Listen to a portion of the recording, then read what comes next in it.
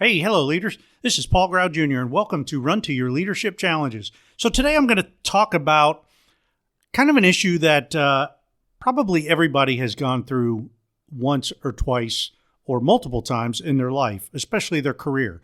And that is when leaders take credit for your work. Now, I'm going to explain this today, and I'm going to explain exactly how leaders should take credit. And this may actually make you see things in a little bit different point of view. I think you're going to enjoy it. It's going back to the Vault Season 1, Episode 94 originally. Hello, leaders. Have you ever worked for a leader who takes all the credit for your success, your achievements, and your accomplishments?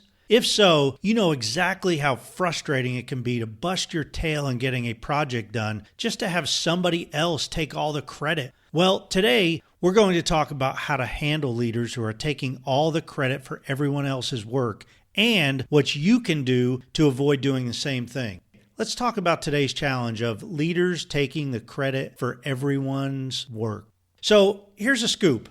As a leader, you actually should be taking credit for your team if you are leading those people and the project they are completing. The most important thing is you need to be careful and selective on which of the accomplishments and achievements of your team members that you are taking credit for. If you had very little to do with the task or the project, it's probably not necessarily your success to take credit for. If you or multiple members of the team you are leading have success, you can and actually should take credit for the success because after all, you are leading them. When it comes to handling leaders who may be taking all the credit for your success stories and haven't had any part of it, you can handle it in a couple different ways. First of all, if the leader is taking all the credit and not giving you or any other team members any credit, that leader simply is not going to last that long because eventually they're not going to have any credibility or trust within the team. A leader who doesn't have any credibility or trust within the team simply will not last very long. People will not produce for that leader. They'll do their job, but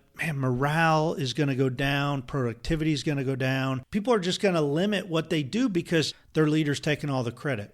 Secondly, you can talk to the leader directly and share your thoughts. Now, I know this may sound scary for many of you out there, but if your leader taking credit for your work really bothers you that much, it does absolutely no good for you to talk and gripe to your coworkers about it. You need to schedule a meeting with your leader and talk to them about it. Of course, before you meet with them, you want to make sure you have all your facts in line, such as the specifics of everything you did on a project or are doing on a project, and whether or not your leader contributed in any way, shape, or form. As you gather the facts, keep in mind everything you do while you are quote unquote on the clock is normally your organization's property, even your successes, achievements, and accomplishments. If your leader had any part of the project, such as short and simple conversations with you about it or approving anything, including resources and or funding, you know what? They have every right to take some of the credit. Keep in mind that when you're doing your job, your leaders are actually doing all the behind-the-scenes work to keep the operations running smoothly. To be able to keep you doing your job, they're doing a bunch of other stuff. So you might want to be cautious about approaching them for taking credit for something that you're doing because they might be freeing up you so you can work. The most important thing here is to remember that there will be leaders who take credit for your work, and most of the time it's well within their right. And there are some leaders who take credit without having any part in your success, and those leaders just aren't going to have a whole lot of respect in your organization. The key is to not take sole credit for the work and successes of your team members' work. Ultimately, it is a team success because when the team wins, all the team members win as well, including the leaders.